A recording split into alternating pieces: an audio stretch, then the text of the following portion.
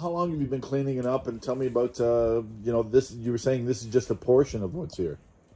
Yeah, so this is probably about 1/4 of the garbage that was here. There was a tenant that was living here since May of 2023. And I guess he didn't want to throw his trash out. So this was his landfill. This entire garage was filled with garbage. When we opened it, there were rats the size of kittens crawling in here.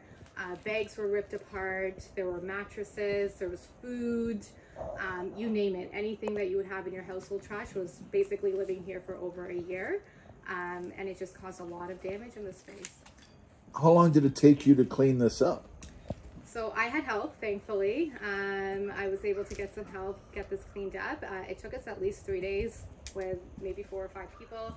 We made 2 trips to the dump yard already. We had about a ton of garbage, literally a ton. And then this is what's remaining right now. We also do have some in the house as well that we need to get rid of. And to put this in perspective, all this, and you say this is about a third of it? A quarter. A quarter of it? All this that we're seeing at this point was just from this small garage. Yes, agree. Yeah.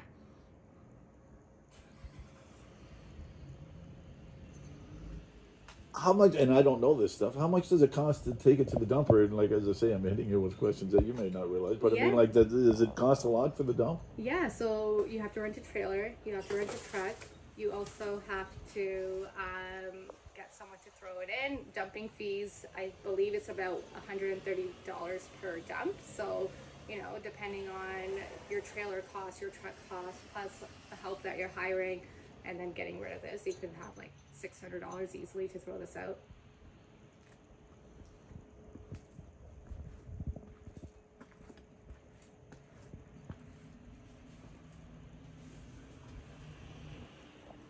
Just to make it clear, when did you buy this property and what was the intention of it?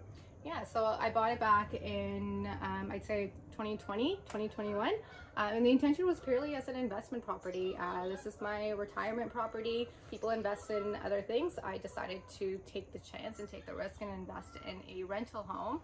I know people have this reputation around, you know, big bad landlords, but it's not the case here, where I've invested like everything that I have into this home.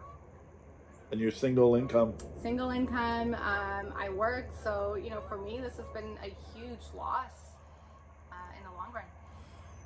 You were saying, if you can, just because of the train, just nice and loud, but I mean, you were saying that we haven't gone into the house yet, but approximately $50,000 in damages for less than 1 year of living here. Yeah, so when you say 50,000, that includes rent, that includes damages, that includes all of the fees that went into this as well. I'd say anywhere close to that. I mean, it's going to take me some time to actually repair this place, considering the damage that's been done, but it has to be done, right? Can you give us the overall version of, you know, not the long version, but what happened? Yeah, so I had a tenant move in, and he moved in May. He was very excited. I was very excited. I did have a small gut feeling, and big valuable lesson for me: always trust your gut feeling. But on the other hand, this is the first time you've done this. Well.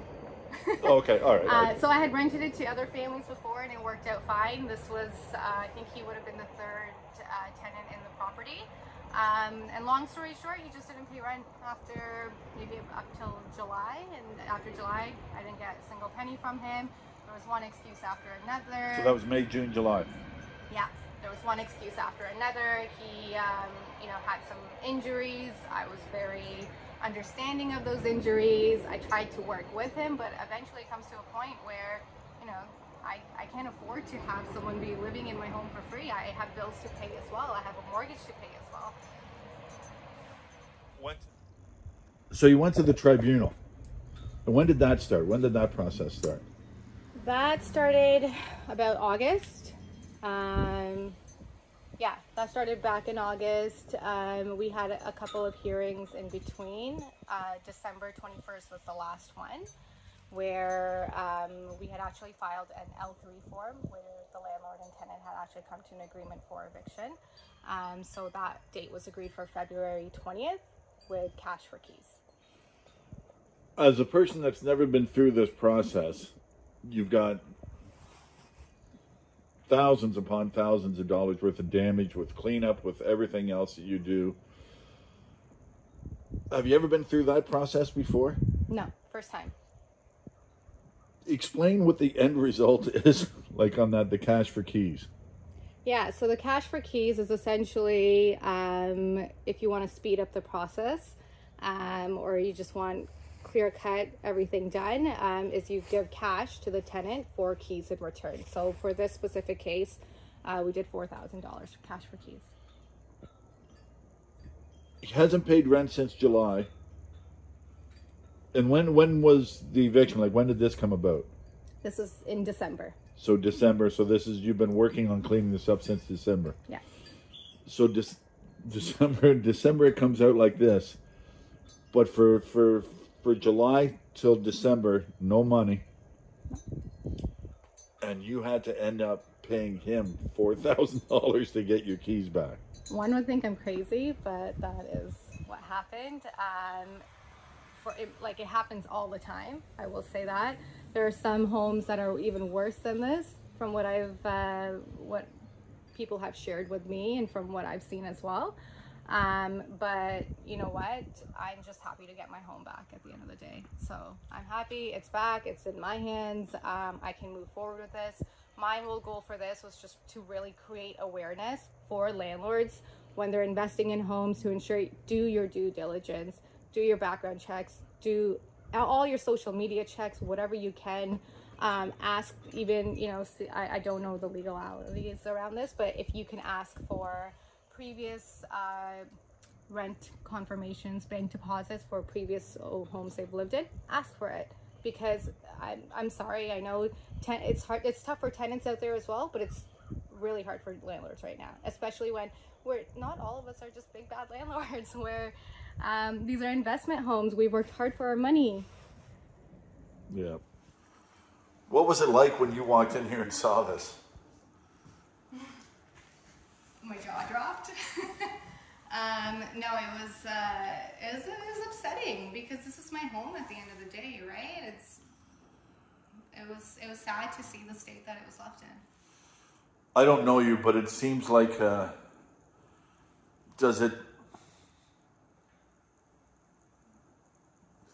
you seem like a very trustworthy person that would help anybody out. Has this damaged that trait in you? Oh, most definitely. I kept saying as well, please don't take my kindness for granted. And I can be very flexible. I am very trustworthy, and I'd like to say that I want to help individuals out as much as I can. But when it comes to things like this, it's straight business moving forward. Which is unfortunate.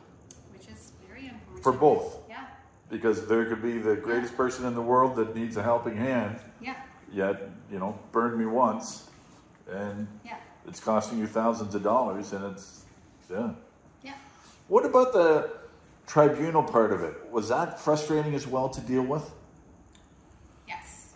Tell me a little bit about that. Very frustrating. It's just everyone knows this. It's a very long and tedious process, and it's unfortunate how long not only has taken me, but how long it's taken others. My personal recommendation, if a tenant doesn't pay rent, they have 14 days to pay. If they don't, we don't even need to go to a hearing. But it should be black and white, court order from LTB, they need to leave unless they actually pay up. I think we're wasting time, resources. LTB doesn't need to invest in additional adjudicators. What they really need to do is get a little bit more strict around their process for tenants who haven't paid their rent, and just get eviction orders in place. Is it set up against the owner? It seems, because like you were explaining, there's so many things that were against you.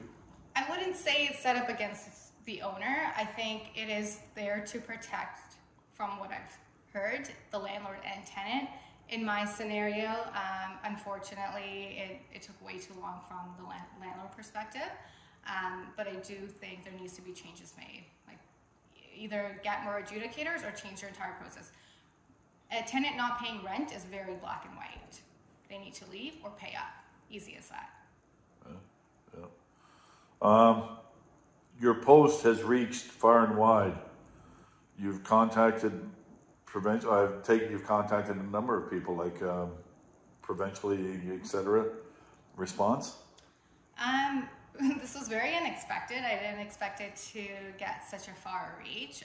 For me, the intention isn't let me expose the specific individual. My intention really is to create awareness and make changes for the LTB. That's what I want to do. And that's a great way, because you're not saying, not once have you said poor me.